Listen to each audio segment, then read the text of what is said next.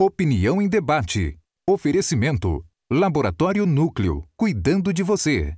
Pax Clínica, há 40 anos colocando o paciente em primeiro lugar. A Credjur trabalha para oferecer sempre o melhor. 3216-0102.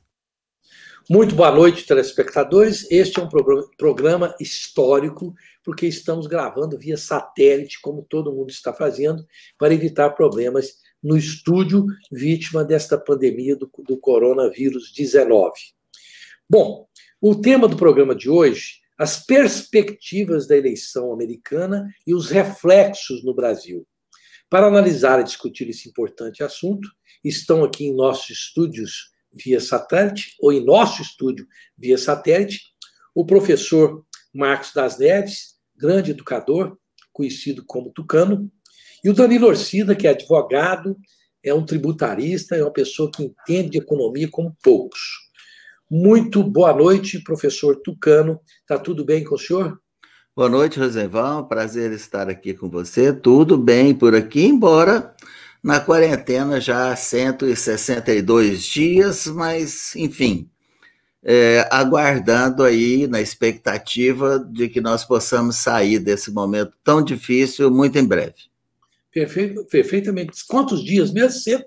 162, no meu caso. 162. A minha esposa está há praticamente 5 meses. Então, 5 vezes 3, 15. Você está mais do que ela. É pouca coisa. Leva a quarentena a sério, como você leva. Bom, professor Tucano, de acordo com alguns analistas da televisão brasileira e dos jornais brasileiros, a fatura nos Estados Unidos já está liquidada, o Biden será o futuro presidente da República.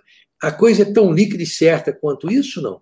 Não, não é bem assim, porque primeiro, Roosevelt, tem que se entender que as eleições nos Estados Unidos, elas são indiretas, na medida que o eleitor em cada estado vota nos delegados, e os delegados, sim, é que votam no presidente, ou elegem o presidente.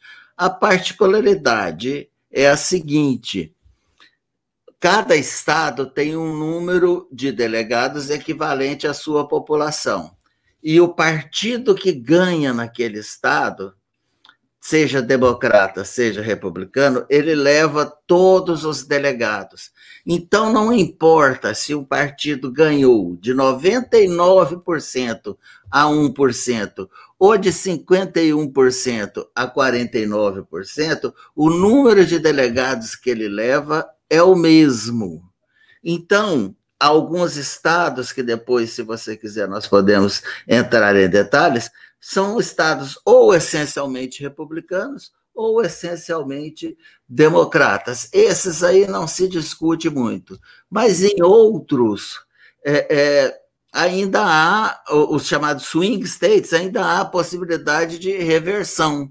Então, nesses estados que podem reverter e que são geralmente estados pequenos, esses estados podem alterar o resultado da eleição. Então, como aconteceu em 2016 e mais lá atrás com Al Gore, um presidente eleito pode ter menos votos dos eleitores, mas ter mais delegados e ser eleito assim mesmo.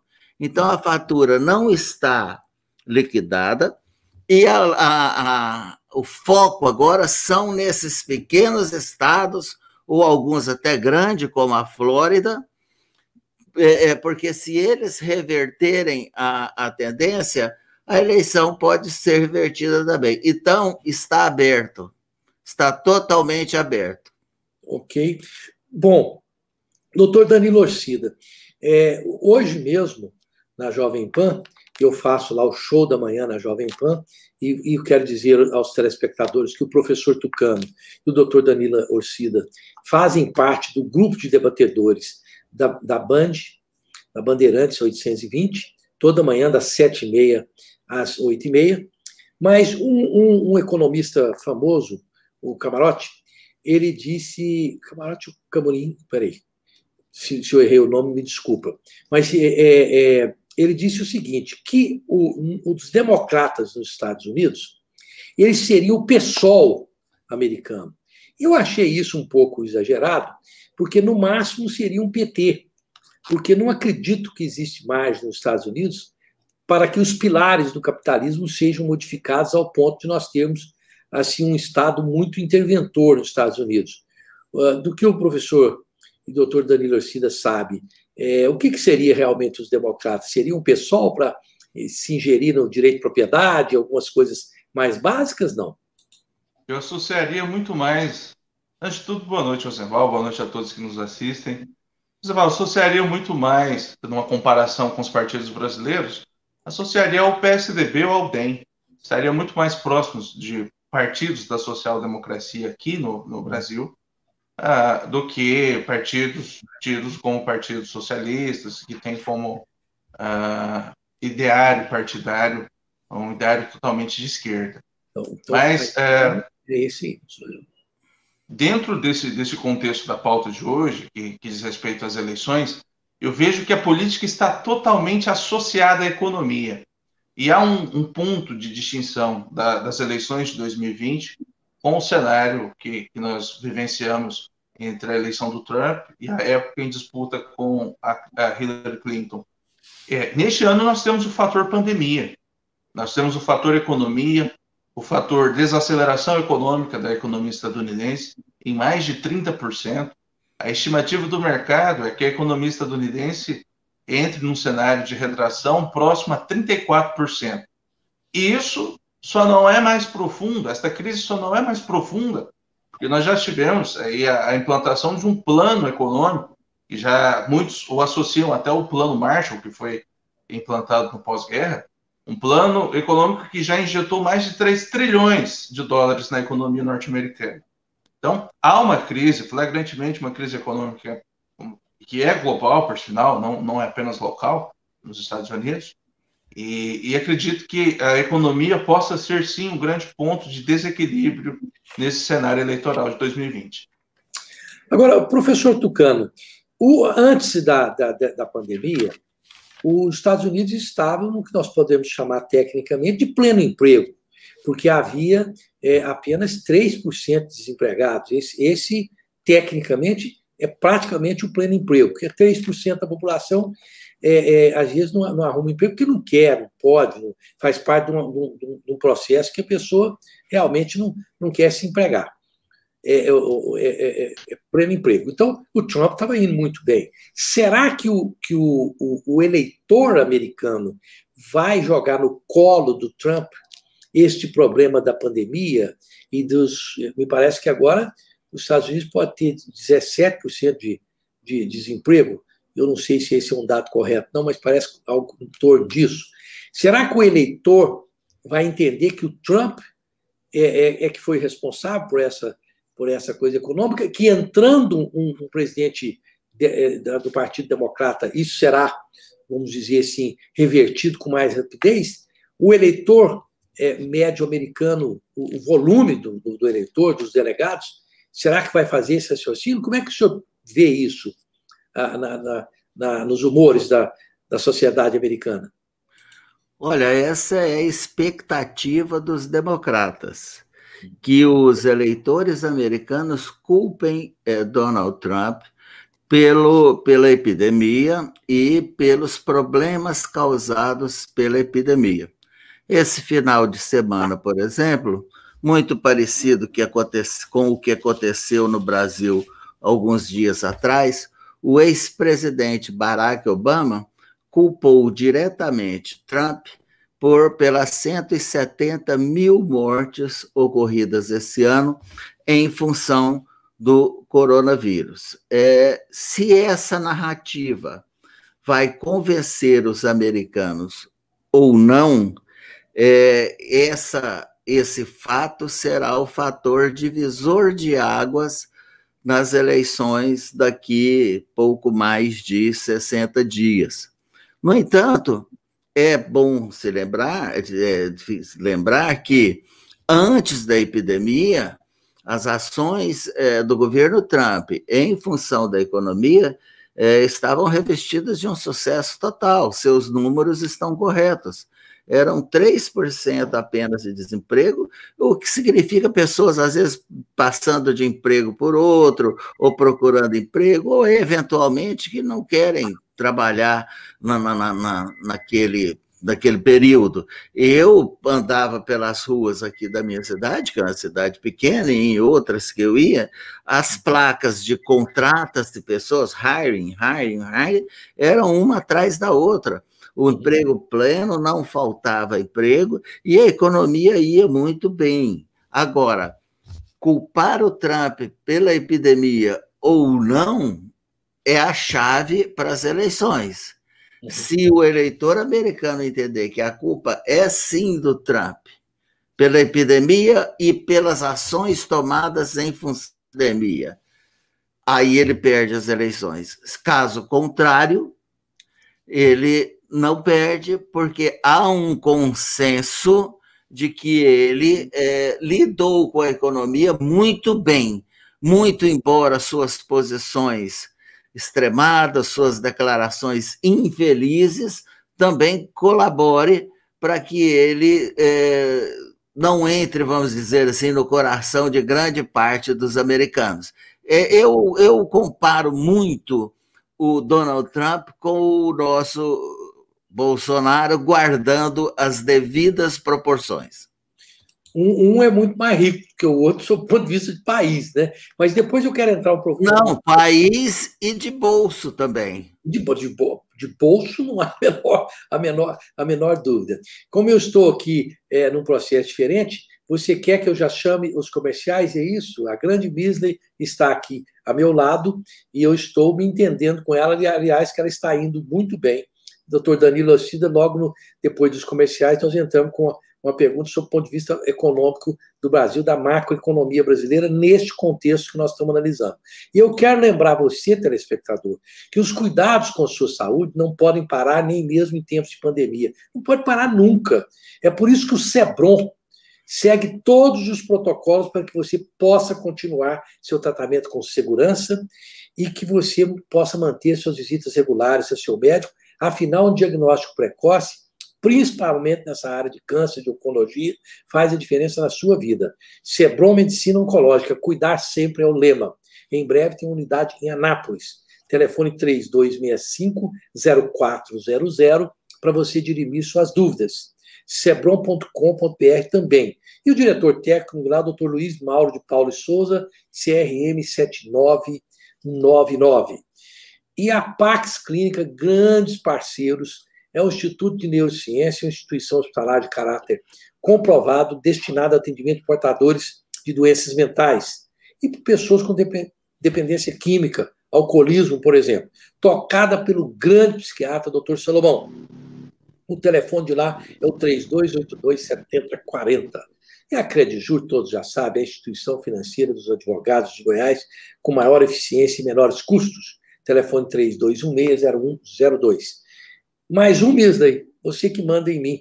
O Complexo Cicobi, com mais de 2.000 pontos de atendimento, com serviços e produtos essenciais para o empreendimento seu crescer. Procure uma agência e se informe.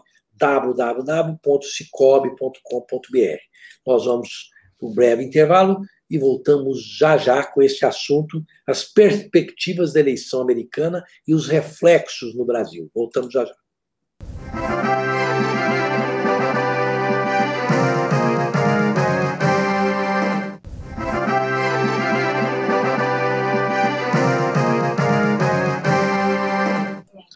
Estamos de volta com Opinião em Debate desta noite com o tema as perspectivas da eleição americana e os reflexos no Brasil.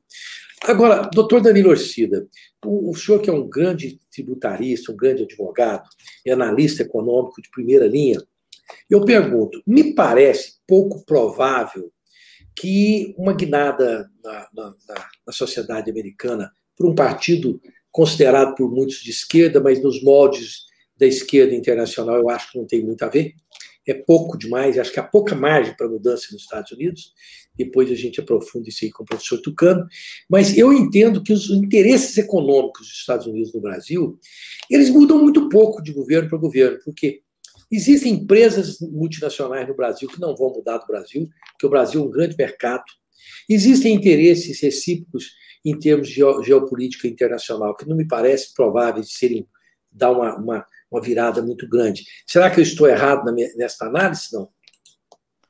Eu acredito que deva permanecer a boa política, a política da boa vizinhança que está se estabelecendo entre Brasil e Estados Unidos. É inegável que, nos últimos anos, houve uma aceleração desse processo de aproximação. Isso ficou muito claro com a aproximação do governo brasileiro, o presidente Bolsonaro, juntamente com o Donald Trump, eles não escondem esta boa relação e o interesse de ampliação desta relação negocial entre Brasil e Estados Unidos. E eu vejo que, independente da eleição, seja de um republicano ou democrata, acredito que deva, sim, se fortalecer esses laços econômicos aos próximos anos. Até porque, Rosenwald, falando em relações internacionais, o Brasil já caminha a passos largos, né, no estreitamento de relações bilaterais com a União Europeia. E eu acredito que há interesse, sim, do governo norte-americano em não perder mercado e não perder espaço, inclusive para o mercado euroasiático. Então, nesse contexto, eu vejo que, independente do partido, né, que se sagra vencedor aí nesta eleição, acredito que, ao longo dos próximos anos, deva continuar essa política da boa vizinhança. E só trago a destaque uma impressão que eu acredito que deva ocorrer no aspecto econômico nos Estados Unidos e, quiçá, no mundo. Eu acredito que, pós-pandemia, no aspecto econômico, talvez seja possível perceber um movimento de deschinalização. Eu me permito utilizar essa palavra, mas acredito que haverá um movimento a nível global de redução da dependência do mercado chinês. Nós vimos o quanto os países estavam dependentes, até mesmo na importação de equipamentos médicos, respiradores, o quanto os países estavam dependentes da China. E eu vejo que já há um movimento, em especial na Europa, na Itália, por exemplo, se fala muito na valorização hoje do Made in Italy, dos produtos nacionais, há um despertar por esse sentimento e por uma valorização da indústria nacional. Então eu vejo que talvez seja um fenômeno que se visualize após esse cenário da pandemia, uma tentativa dos países de se fortalecerem economicamente e diminuir essa dependência do mercado chinês. Bom, professor Tucano, me parece que existem umas coisas que a gente tem uma impressão, não sabe onde leu, mas não tem respaldo na realidade. O Biden, ele também é um multimilionário americano, não é? Não, na verdade ele é uma pessoa muito bem de vida, mas ele cultiva a imagem de ser um representante da classe média. Ele tem aí algumas casas de praia, algumas casas das montanhas, enfim, mas ele cultiva sempre a imagem de ser um homem do povo, um homem da classe média. E essa imagem é mais ou menos consolidada nesse sentido. Agora, o que nós temos que prestar atenção, Rosenwald, é que nós podemos dividir os votos aqui nos Estados Unidos em 4 grandes grupos, assim, meio que porcamente divididos. Então, você teria o voto negro, que é por volta de 15%, o voto dos hispânicos, que é 15%, o voto das grandes cidades, que também é 35%, e os votos ali do grande interior, do velho oeste, Colorado, Wisconsin, Wyoming, etc. e tal, que são 35%. Veja bem, 35% está localizado nas grandes cidades. E o voto não é obrigatório. E é justamente nas grandes cidades que estão ocorrendo surtos de Covid.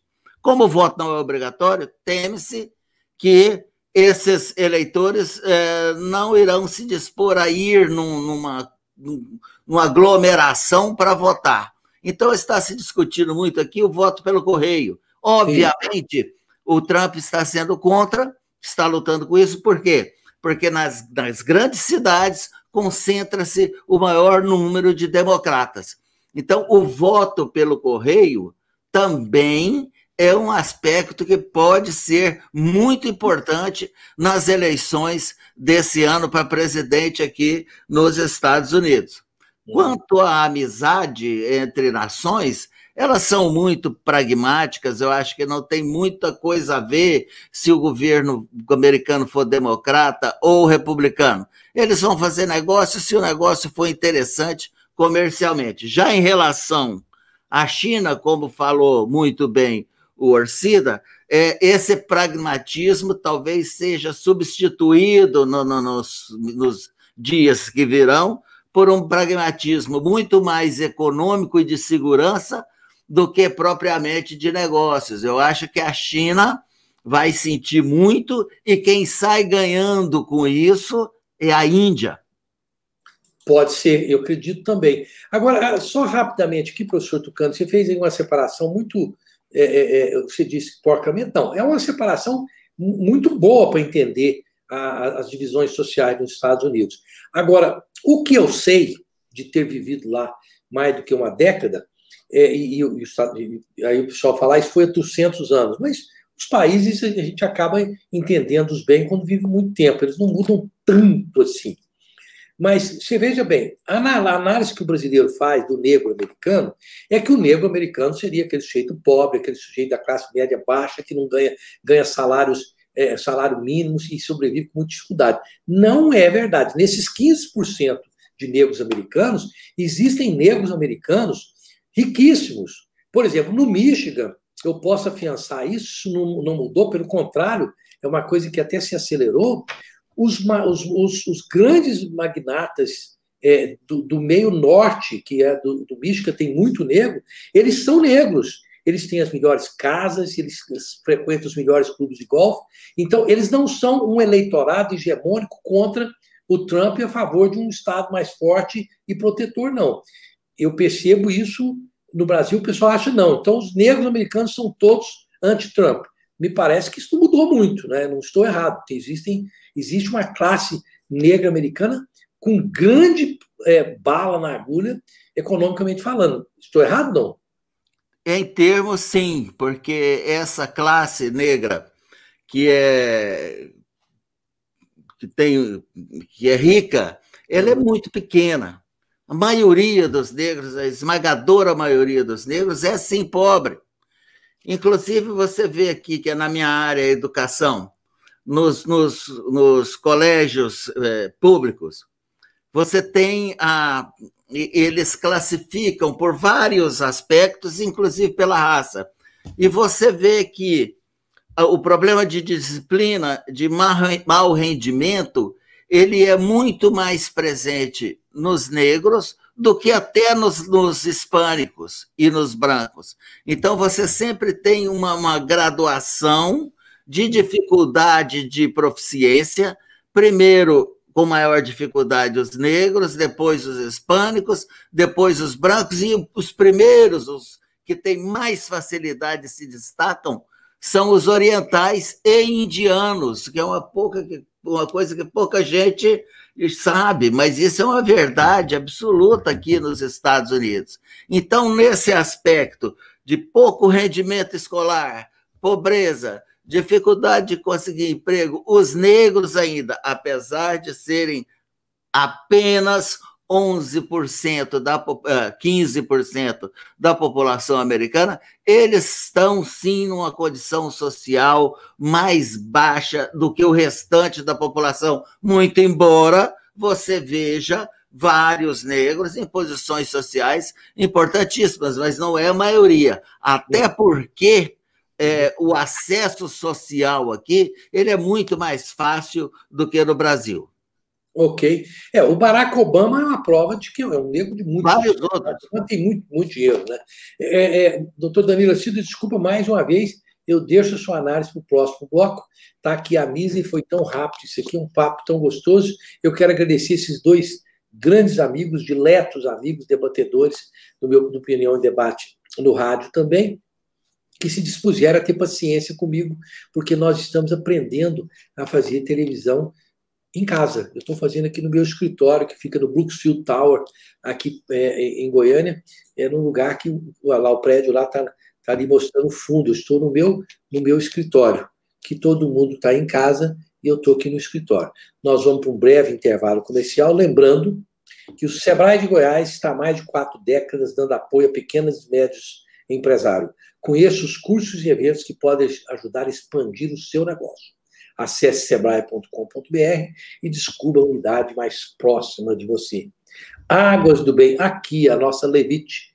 Olha, não pode deixar. Essa é a Levite, é uma das águas, e essa aqui é com gás, olha aí.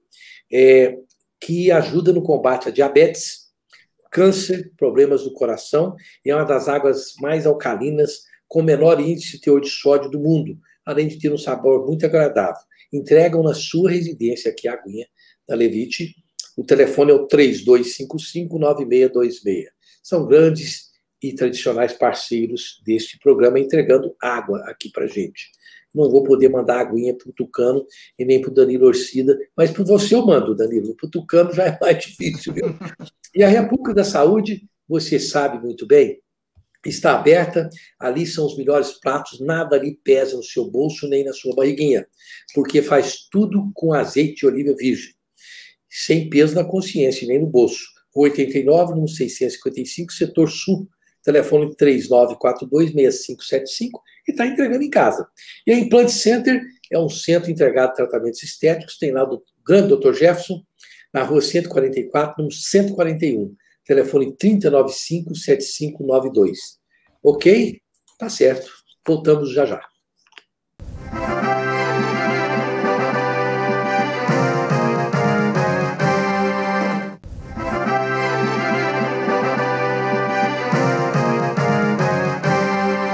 Estamos de volta com Opinião em Debate, aqui falando sobre as perspectivas da eleição americana e os reflexos no Brasil. Bom, Danilo Orcida, o que você vê como reflexo no Brasil? Vamos falar.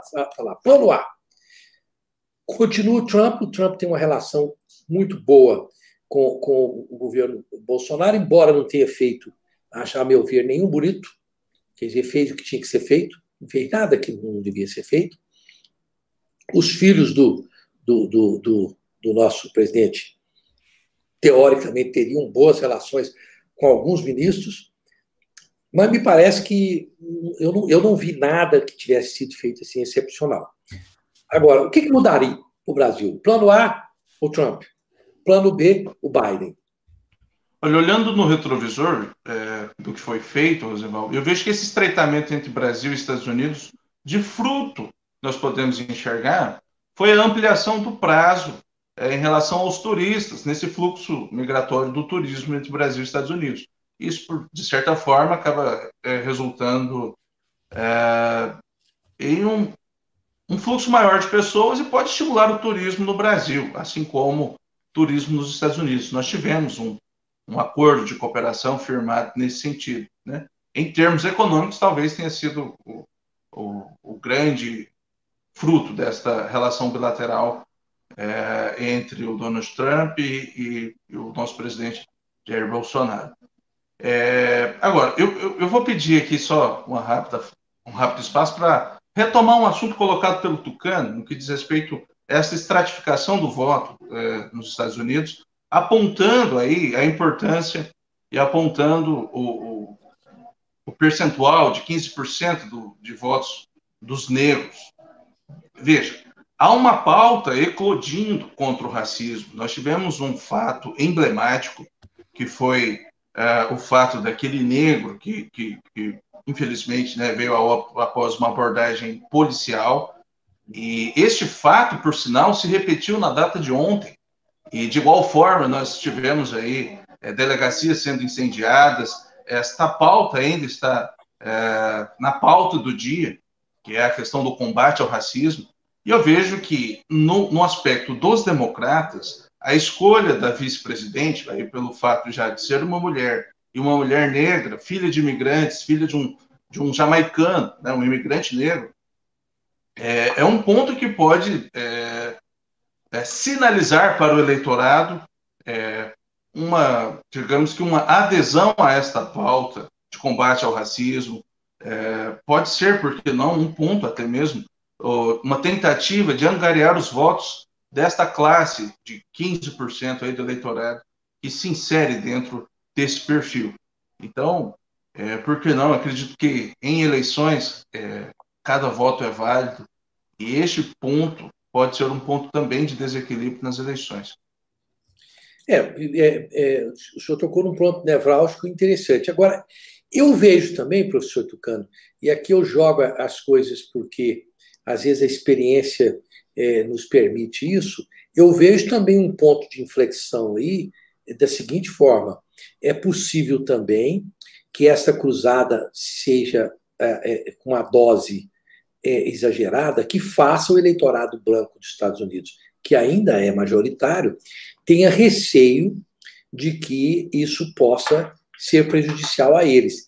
E unir, se angariar voto de um lado para as classes, os segmentos menos, digamos, menos representativos, com menor percentual de voto, pode unir também a classe branca americana, que é uma classe muito conservadora, principalmente no cinturão que a gente chama aí nos Estados Unidos dos rednecks, não é?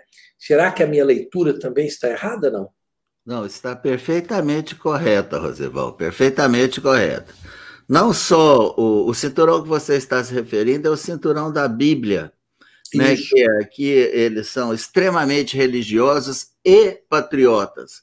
Então, eu temo que esse movimento Black Lives Matter e essas manifestações de rua tenham um efeito contrário, sejam um tiro no pé na medida que eles estão se tornando violentos. E uma coisa que o americano preza muito é a segurança, é a chamada law and order, lei e ordem, né? Então, como o número de manifestantes é infinitamente menor do que o número de pessoas que assistem essas manifestações, se elas partirem para o lado da violência, de quebrar lojas, de derrubar estátuas, ou mesmo queimar delegacias, eu acho que o efeito pode ser exatamente o contrário. E agora, por outro lado, tão importante, falando da vice do Biden, tão importante quanto o fato dela ser grande, dela ser negra, é ela ser filha de imigrantes, porque a imigração, sim, é um assunto que une uma quantidade de pessoas talvez muito maior do que a dos negros, porque são milhares, milhões de imigrantes. Os imigrantes compõem praticamente 100% desse país, se você jogar há 500 anos atrás, 100% é imigrante, mas mesmo agora, nos últimos 50, 60 anos, a imigração foi muito grande. A pessoa, quando não é imigrante, é filho ou neto de imigrante. Então, esse tema, imigração, é bastante caro ao povo americano, tanto no aspecto de ser contra quanto a favor. Talvez haja aí uma polarização ainda maior do que o movimento Black Lives Matter, que tem muito razão de ser, porque a polícia das grandes cidades americanas, algumas em especial, são extremamente violentas em relação a imigrantes e a negros. Isso é Pois não, doutor Danilo Assis, pode falar. Só destaque, Roosevelt, que veja que a escolha desse nome, por sinal, ela visa atender a angariar votos nessas duas classes que representam 30% do eleitorado estadunidense, né? São os imigrantes e os negros. Daí um nome que pode, por que não, ser um ponto de desequilíbrio também dentro desse processo. Uhum. Inclusive, doutor Danilo Assis, eu sou formado em psicologia transpessoal e fiz o curso justamente para me auxiliar nas análises jornalísticas e analisar o ser humano. Existe aí um negócio que eu não sei se tem outro nome, eu dei esse nome, que é da opinião ultra silenciosa. Ela é um perigo. Eu vou chamá-la a partir de hoje de opinião diabética, Porque o diabetes ele é uma doença silenciosa que o sujeito, às vezes, quando descobre, ela já está num ponto irreversível para a saúde dele. Porque é o seguinte, nós temos aí o imigrante que não fala nada, mas ele pensa o seguinte, eu estou aqui legalmente, eu não quero mais gente para competir comigo, eu não quero mais mão de obra para manter meu emprego, eu não acho que essa turma ilegal deve continuar vindo para os Estados Unidos, mas eu não digo isso perto de outros imigrantes. Este voto, eu acho que ele pode ser um grande divisor de água nos Estados Unidos, se é que eu entendo bem a psicologia do imigrante. Ele não fala, chega na rodinha e fala, não, eu vou... Ou não fala nada, eu falo, não, eu também acho que o Trump não é assim. E na hora do voto, como ele pode votar, ele vota para não aumentar o número de imigrantes que entram nos Estados Unidos. Será que eu estou tão errado assim?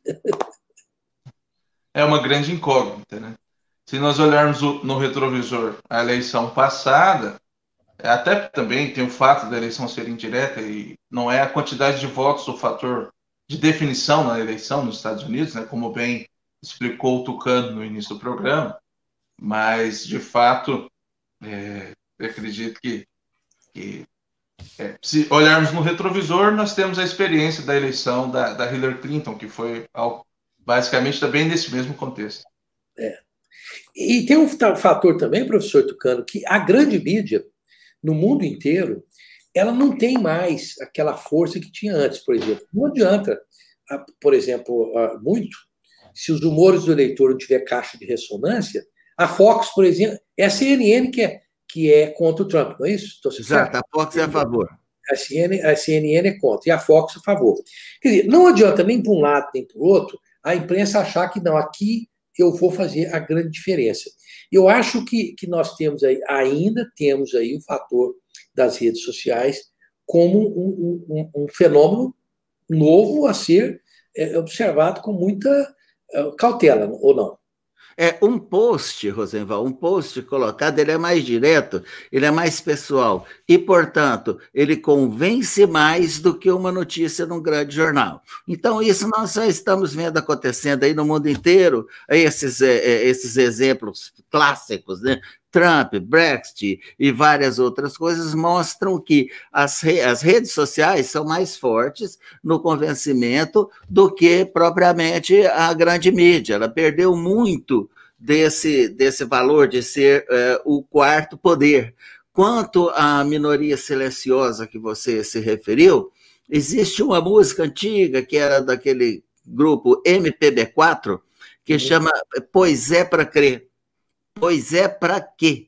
Tem uma parte que fala a revolta latente que ninguém vê e nem sabe se sente, pois é para quê? Essa é de Sidney Miller e define muito bem essa revolta latente que as pessoas sentem e não sabem que sentem, e ela explode no dia das eleições, resultando resultados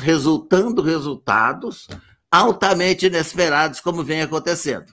É o que eu penso o seguinte, precisa prestar atenção, nenhum instituto está sendo capaz de verificar isso, que eu chamo de maioria ultra silenciosa, porque que existe uma minoria ruidosa, e o Tucano disse isso muito bem, quem vai queima a delegacia, vai para a rua e tal, é uma minoria ruidosa. Ela pode, na verdade, ter o efeito Orloff, quer dizer, ter uma ressaca eleição seguinte, que são coisas que a imprensa, de um modo geral, você pode notar. E isso que nós estamos conversando aqui, a grande imprensa brasileira não está fazendo essa análise. Está perdendo o bonde analítico. Ela está sendo uma imprensa engajada na superfície dos problemas, deixando de fazer essas análises, e depois fala, puxa, fomos pegos de calça curta, como foi no caso da Hillary. E eu vejo caminhando uma ressaca da imprensa, a exemplo da Hillary. Pode ser que esteja errado, mas pelo menos estou levantando essa questão. Eu quero lembrar para vocês que a Joyce Barbearia, e se eu estou mal barbeado, não é culpa da Joyce, que eu não pude ir lá mais uma vez, é um ambiente totalmente pensado para o homem moderno. Rua 1123, quadra 225, ali na rua do Bar do Paim, no setor marista, telefone 3988-6223. E o Tucano ganhou um corte de cabelo vitalício na Joyce Barbearia, porque eles já mandaram aqui o voucher para ele cortar o cabelo vitaliciamente lá. Você vê que eles são bonzinhos, viu, Danilo Cida? Mandaram esse voucher, viu? Ok, Tucano? Eu queria só colocar uma coisa que eu já coloquei no começo e quero colocar outra vez. Quem vota para presidente, diretamente, são os delegados. São 538 delegados nos 50 estados. O Biden hoje está 7% na frente. 7% de 538 representam 37, 38 delegados. Apenas 2 estados com um número razoável de delegados, como, por exemplo, Illinois e Pensilvânia, Minnesota, o Wisconsin, Flórida, o Arizona, apenas 2 estados, se eles virarem, podem virar a eleição americana. Não depende da opinião pública somente, depende também desse xadrez nos 50 estados que elege cada estado a totalidade dos delegados de um partido. Isso é que vai eleger ou não o próximo presidente dos Estados Unidos. Exatamente, é o pequeno tabuleiro.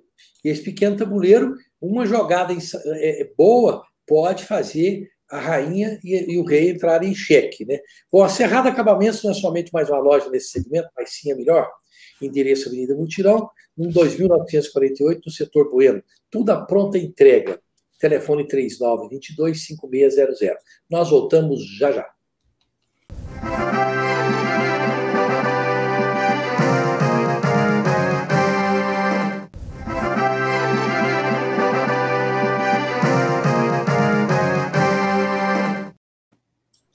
Estamos de volta com Opinião em Debate, primeiro programa histórico feito via satélite. Jamais vou esquecer esses grandes companheiros, o doutor Danilo Cida, o Marcos das Neves Tucano, que tiveram paciência conosco aqui para nós fazermos este programa, levando para você o tema as perspectivas da eleição americana e os reflexos no Brasil.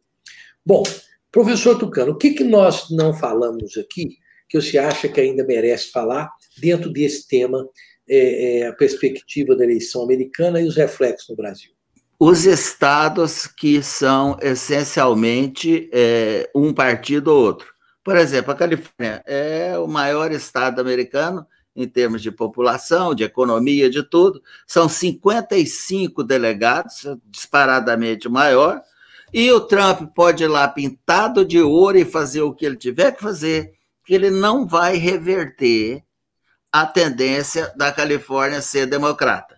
A mesma forma acontece com o Texas. É o segundo maior estado americano em número de delegados, são 38 delegados, e o Biden pode ir lá também, vestido de ouro, de baiana, do que quiser, que o Texas vai ser republicano. A mesma coisa acontece com vários outros estados. Porém, cerca de 40%, ou talvez um pouco menos, dependendo do ano da eleição, são os swing estados, que é aqueles que podem ser um ou outro. São nesses estados, geralmente pequenos, o maior deles é aqui, a Flórida, que é um swing state.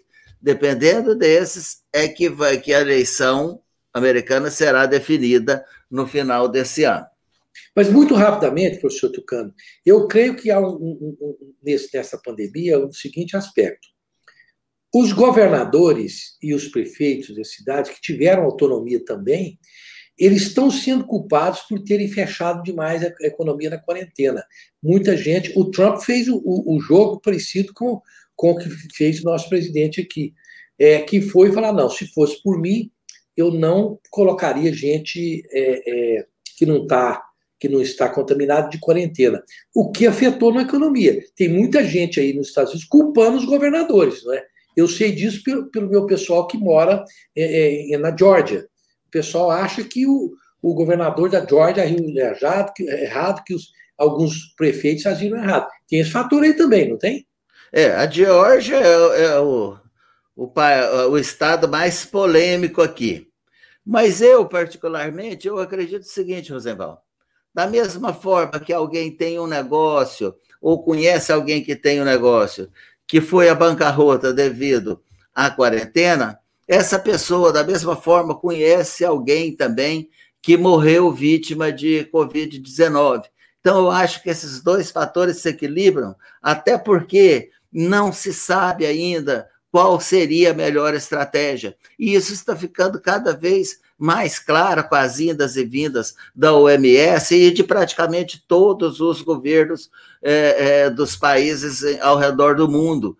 Então, eu não acredito, sinceramente, que a epidemia terá um fator assim tão decisivo nas eleições aqui nos Estados Unidos, nem em lugar nenhum, a não ser que se descubra exatamente qual seria a melhor alternativa e que alguém tenha feito exatamente o contrário. Aí pode até ser que ele seja culpado, se bem que, na época que ele o fez, ainda não havia nenhum consenso. Eu não acredito muito nisso, não. Ok. Doutor Danilo Orcida, o que nós não falamos hoje dessa análise, as perspectivas da eleição americana, os reflexos no Brasil, que o doutor Danilo Orcida gostaria de falar? Eu vou listar apenas duas questões pontuais. A primeira delas é o efeito da pandemia nas eleições. Só reforçando a ideia, acredito que de fato terá um impacto no cenário, na medida em que, como bem colocado no início do programa, aí rememorando um assunto que aqui foi discutido, o fato de, como por exemplo, neste exato momento, poder mudar as regras do jogo. A título de exemplo, a possibilidade do voto por correio ou não, como foi bem explorado pelo Tucano, esta situação pode sim ser enxergada como uma questão vinculada à crise sanitária e pode interferir aí nos resultados da eleição. Agora, o segundo aspecto, aí dentro da perspectiva econômica voltada ao Brasil, eu acredito que o Brasil figura entre o rol das 5 maiores economias, na qual se alimenta a expectativa que para os próximos anos teremos um grande cenário de crescimento. Os chamados países dos BRICS, né, na qual se insere o Brasil, a Rússia, a Índia, a China. E nesse contexto, eu vejo que pós-pandemia pode sim ser um excelente cenário. O Brasil pode ser um excelente campo de investimento. E acredito que possa sim ganhar espaço. E o que se espera no aspecto econômico, não só no Brasil, mas também nos Estados Unidos, é que a aceleração econômica seja acentuada da mesma forma em que tivemos aí essa desaceleração. É o chamado movimento em V. Nós tivemos uma queda brusca, né, de desaceleração econômica em razão do fechamento de portos, aeroportos, fechamento de empresas, redução do fluxo de pessoas e de negócios, mas na medida em que encontrarmos uma solução para esta crise de saúde pública, a retomada da economia será de forma acelerada, da mesma forma em que foi a sua desaceleração. Então, a expectativa para os próximos meses é de uma recuperação econômica de igual forma, no mesmo nível e na mesma velocidade. Ok.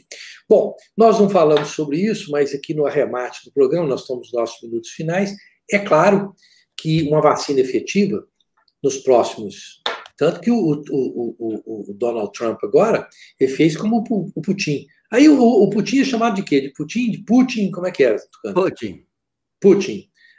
O Putin, ele fez o seguinte, falou, não, peraí, para com esse negócio de querer a coisa ser, como diz outros, muito dentro dos protocolos que o mundo conhecia. Vamos dar um pulinho para frente, dá um pulo aí. Aí, como os russos estão acostumados, o presidente pedir para pular, eles perguntam que altura e pulam, eles fizeram esse pulo. O Donald Trump também está nessa e disse, vamos pular aqui também miudinho.